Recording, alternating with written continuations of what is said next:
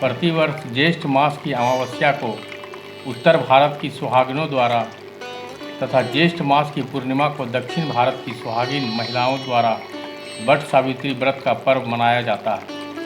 कहा जाता है कि वट वृक्ष की जड़ों में ब्रह्मा, तने में भगवान विष्णु व डालियों और पत्तियों में भगवान शिव का निवास स्थान माना जाता है। इस व्रत में महिलाएं वट वृक्ष की पूजा करती हैं।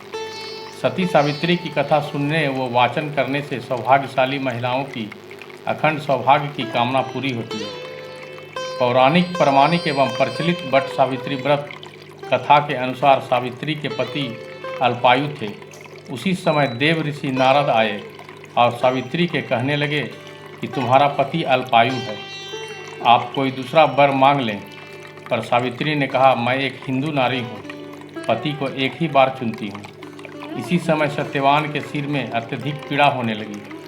सावित्री ने वट वृक्ष के नीचे अपने गोद में पति के सिर को रखकर उसे लेटा दिया। उसी समय सावित्री ने देखा अनेक यमदूतों के साथ यमराज आ पहुँचे। सत्यवान के जीव को दक्षिण दिशा की ओर लेकर जा रहे थे। यह देख सावित्री की यमराज के पीछे पीछे चल देती है। उन्हें आता देख यमराज ने कहा, हे पतिव्रता नारी, पृथ्वी तक ही पत्नी अपने पति का साथ देती है, अब तुम वापस लौट जाओ। उनकी इस बात पर सावित्री ने कहा, जहाँ मेरे पति रहेंगे मुझे उनके साथ रहना है, यही मेरी पत्नी धर्म है। सावित्री के मुख से यह उत्तर सुनकर यमराज बड़े प्रसन्न हुए। उन्होंने सावित्री को वर मांगने को कहा और बोले, मैं तुम्हें 3 वर देता हूँ, बोलो तुम कौन कौन से 3 वर लोगी। तब सावित्री ने सास ससुर के लिए नेत्र ज्योति मांगी, ससुर का खोया हुआ राज्य वापस मांगा एवं अपने पति सत्यवान के 100 पुत्रों की मां बनने का वर मांगा।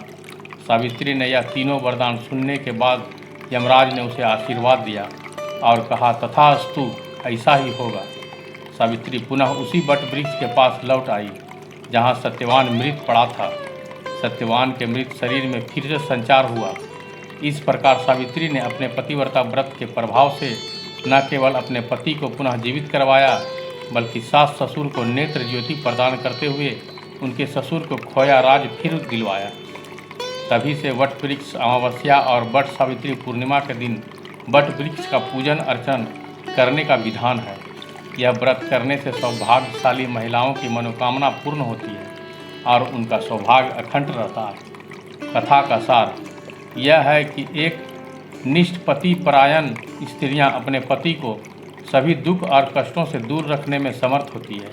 जिस प्रकार पतिव्रता धर्म के बल से ही सावित्री ने अपने पति सत्यवान को यमराज से बंधन से छुड़ा लिया, इतना ही नहीं, खोया हुआ राज्य तथा अंधे सास ससुर की नेत्र ज्योति भी वापस दिला दी।